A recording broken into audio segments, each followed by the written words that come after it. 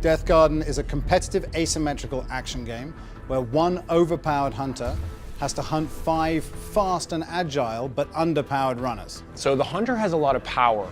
The runners themselves are obviously weaker on a one-on-one encounter, but what gives them their power is the team of 5, is their agility and the fact that they can work together to complete their goals.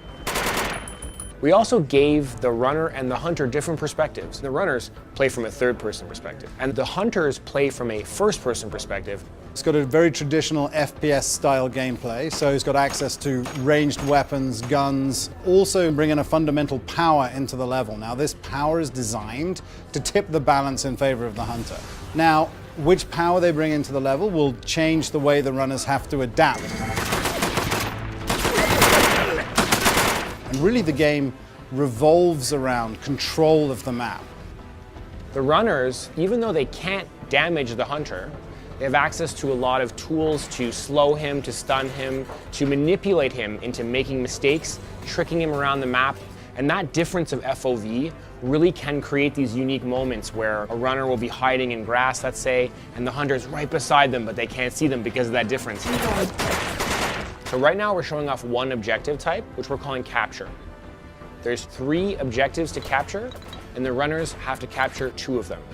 If they're successful, exits will open and you can escape, if you can. The hunter's win condition is simple. He just has to kill 3 of the 5 runners. A good hunter will have to understand how the teamwork works for the runners.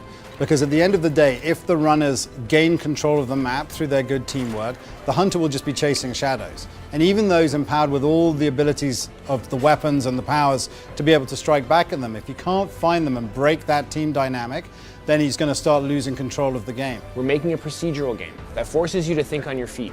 Every time you play, the map is different, the layout is different, where the objectives are is different. You can't pre-learn that. You have to think on your feet and do it when you get into the game. So we wanted the game to be very responsive.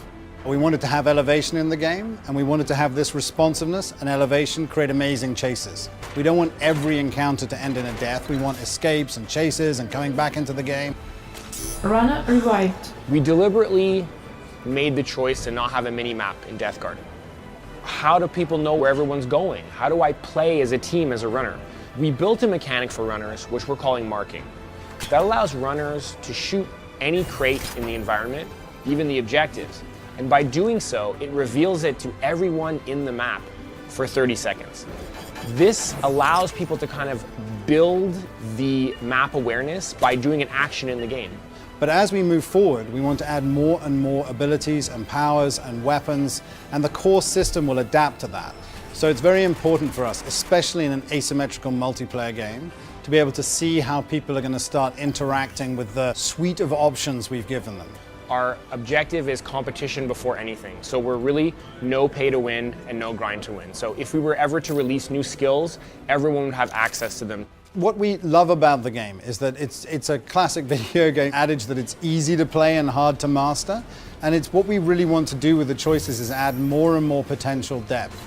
You don't have to take on all these choices at an early stage, but the core concept of working together as a team is the most important thing in the game.